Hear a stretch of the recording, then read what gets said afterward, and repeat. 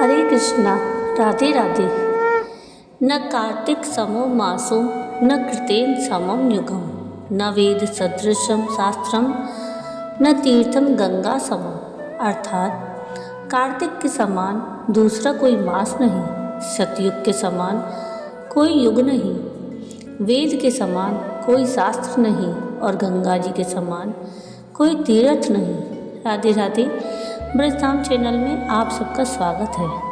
कार्तिक मास प्रारंभ होने जा रहा है, तो आप आज से हमारे इस चैनल पर कार्तिक मास के महात्म की कथाओं का रसपान करेंगे। आप सभी से अनुरोध है कि कृपया कार्तिक मास के अध्याय के 1 से और अंतिम अध्याय तक मेरे चैनल पर आप बने रहिएगा और कार्तिक मास के महात्म की कथाओं का श्रवण कीजिएगा।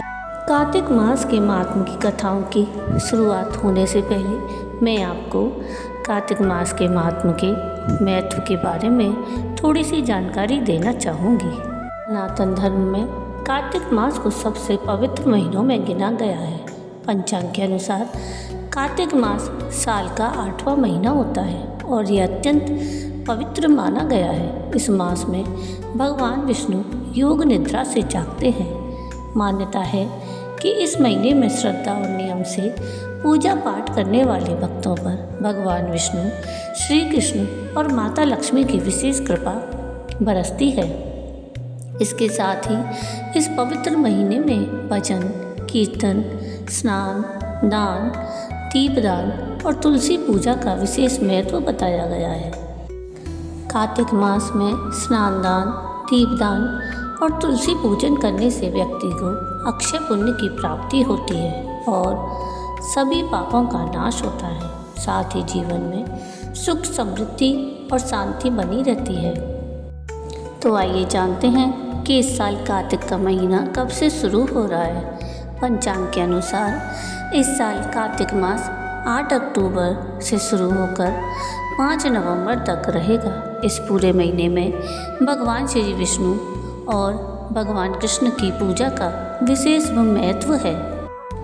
कार्तिक मास में सूर्योदय से पूर्व उठकर स्नान करना अत्यंत शुभ होता है। कहा जाता है कि ऐसा करने से व्यक्ति को अक्षय पुण्य की प्राप्ति होती है और सभी पापों का नाश होता है। वहीं इस पवित्र महीने में भजन, कीर्तन, दीपदान और तुलसी पूजा का विशेष महत्व है। धार्मिक मान्यता है कि इस माह में भगवान विष्णु और माता लक्ष्मी की आराधना करने से घर में सुख, समृद्धि और शांति बनी रहती है। कार्तिक मास में ही कई बड़े बड़े त्यौहार मनाए जाते हैं। मान्यता के अनुसार इस महीने में भगवान विष्णु जल में निवास करते हैं, इसलिए गंगा, यमुना या किसी भी पवित्र नदी में स्नान करने से विशेष पुण्य मिलता है। अगर नदी या तीर्थ पर जाकर स्नान संभव न हो तो घर पर नहाने के पानी में गंगा जल मिलाकर स्नान करना चाहिए। इसके साथ ही इस महीने में दान की भी बड़ी महत्ता बताई गई है। कार्तिक मास को दीपदान का महीना भी कहा जाता है।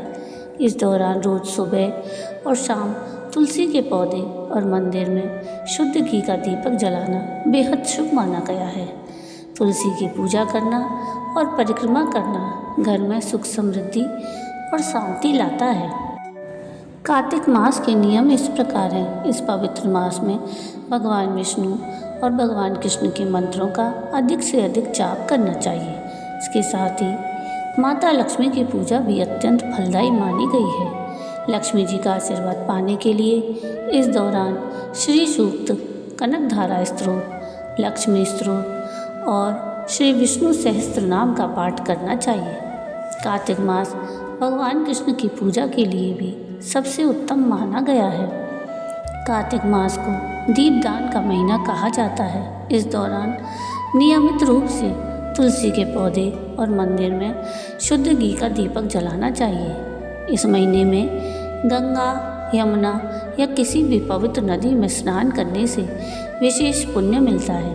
कार्तिक मास में आपको वाद विवाद से बचना चाहिए। इसके साथ ही मन को संयम में रखें और किसी की निंदा ना करें। तो ये थी कार्तिक मास के बारे में थोड़ी सी जानकारी।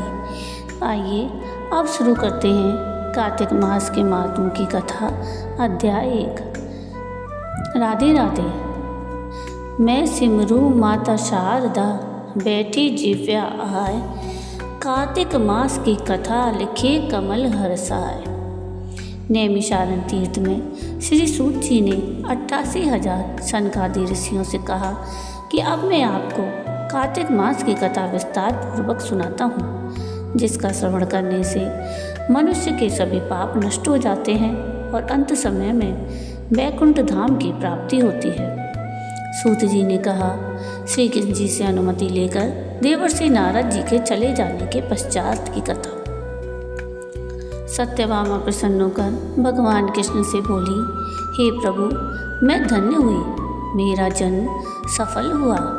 मुझ जैसी त्रैलोक्य सुंदरी के जन्मदाता भी धन्य हैं, जो आपकी 16,000 स्त्रियों के बीच मैं आपकी परम प्यारी पत्नी बनी। मैंने आपके साथ नारद जी को वह कल्प वृक्ष आदि पुरुष विधि पूर्वक दान में दिया, परंतु वही कल्प वृक्ष मेरे घर लहराया करता है। यह बात मृत्यु लोक में किसी स्त्री को ज्ञात नहीं है। हे त्रिलोकीनाथ, मैं आपसे कुछ पूछने की इच्छुक हूँ। आप कृपया मुझे कार्तिक महात्म की कथा विस्तार पूर्वक सुनाइए, जिसको सुनकर मेरा हित हो और जिसको करने से कल्प पर्यंत भी आप मुझसे विमुख न हो। सूत जी आगे बोले। सत्यभामा के ऐसे वचन सुनकर भगवान कृष्ण ने हंसते हुए सत्यभामा का हाथ पकड़ा और अपने सेवकों को वहीं रुकने के लिए कहकर विलास युक्त अपनी पत्नी को कल्प वृक्ष के नीचे ले गए और फिर हंसकर बोले, हे प्रिय, 16,000 रानियों में से तुम मुझे प्राणों के समान प्यारी हो। तुम्हारे लिए मैंने इंद्र और देवताओं से विरोध किया था। हे कांते, जो बात तुमने मुझसे पूछी है उसे सुनो। एक दिन मैंने तुम्हारी इच्छा पूर्ति के लिए गरुड़ पर सवार होकर इंद्रलोक जाकर कल्प वृक्ष मांगा। इंद्र द्वारा मना किए जाने पर इंद्र और गरुड़ में घोर संग्राम हुआ और गौलोक में भी गरुड़ जी ने गौ से युद्ध किया। गरुड़ की चोट से उनके कान और पूंछ कटकर गिरने लगे, जिससे 3 वस्तुएं उत्पन्न हुई। कान से तंबाकू, पूंछ से गोभी और रक्त से मेहंदी बनी। इन तीनों का प्रयोग करने वालों को मोक्ष नहीं मिलता। तब गौ ने भी क्रोधित होकर गरुड़ पर वार किया, जिससे उनके 3 पंख टूटकर गिर गए। इनके पहले पंख से नीलकंठ, दूसरे से मोर और तीसरे से चकवा चकवी उत्पन्न हुए। हे प्रिय, इन तीनों का दर्शन मात्र से ही शुभ फल प्राप्त हो जाता है। यह सुनकर सत्यभामा ने कहा, हे प्रभु, कृपया मुझे आप मेरे पूर्व जन्म के विषय में बताइए कि मैंने पूर्व जन्म में कौन कौन से दान, व्रत और जप नहीं किए हैं। मेरा स्वभाव कैसा था, मेरे जन्मदाता कौन थे और मुझे मृत्यु लोक में जन्म क्यों लेना पड़ा। मैंने ऐसा कौन सा पुण्य कर्म किया था जिससे मैं आपकी अर्धांगिनी हुई। भगवान कृष्ण ने कहा, हे प्रिय, अब मैं तुम्हारे द्वारा पूर्व जन्म में किए गए पुण्य कर्मों को विस्तार पूर्वक कहता हूँ, उसे सुनो। पूर्व समय में सतयुग के अंत में मायापुरी में अत्रि गोत्र में वेद वेदांत के ज्ञाता देव शर्मा नामक एक ब्राह्मण निवास करता था। वह प्रतिदिन अतिथियों की सेवा, हवन और सूर्य भगवान का पूजन किया करता। वह सूर्य के समान तेजस्वी था। वृद्धावस्था में उसे गुणवती नामक कन्या की प्राप्ति हुई। उस पुत्रहीन ब्राह्मण ने अपनी कन्या का विवाह अपने ही चंद्र नामक शिष्य के साथ कर दिया। वह चंद्र को अपने पुत्र के समान मानता था और चंद्र भी उसे अपने पिता की भांति सम्मान देता था। एक दिन वे दोनों कुश और समिधा लेने के लिए जंगल में गए। जब वे हिमालय की तलहटी में भ्रमण कर रहे थे, तब उन्हें एक राक्षस आता हुआ दिखाई दिया। उस राक्षस को देखकर भय के कारण उनके अंग शिथिल हो गए और वे वहाँ से भागने में भी असमर्थ हो गए। तब उस काल के समान राक्षस ने उन दोनों को मार डाला। चूँकि वे धर्मात्मा थे, इसलिए मेरे पार्षद उन्हें मेरे बैकुंठ धाम में मेरे पास ले आए।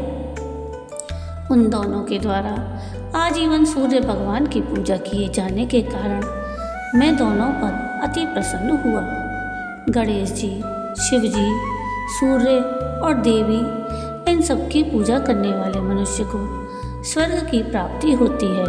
मैं एक होता हुआ भी काल और कर्मों के भेद से 5 प्रकार का होता हूँ। जैसे एक देवदत्त, पिता, भ्राता आदि नामों से पुकारा जाता है। जब वे दोनों विमान पर आरूढ़ होकर सूर्य के समान तेजस्वी, रूपवान और चंदन की माला धारण किए हुए मेरे भवन में आए तो वे दिव्य भोगों को भोगने लगे। तो ये थी कार्तिक महात्म्य के पहले अध्याय की कथा। अगले वीडियो में हम कार्तिक महात्म्य के दूसरे अध्याय की कथा का रसपान करेंगे। इसी तरह आप मेरे चैनल पर बने रहिएगा। आपको आज का ये वीडियो कैसा लगा मुझे कमेंट करके ज़रूर बताइएगा। और अगर आपको आज का मेरा ये वीडियो पसंद आया हो तो प्लीज़ इसको लाइक शेयर ज़रूर कीजिएगा और प्लीज़ मेरे चैनल को सब्सक्राइब कीजिएगा और कमेंट में राधे राधे ज़रूर लिखिएगा। वीडियो पूरा देखने के लिए थैंक यू। राधे राधे। जय श्री कृष्ण।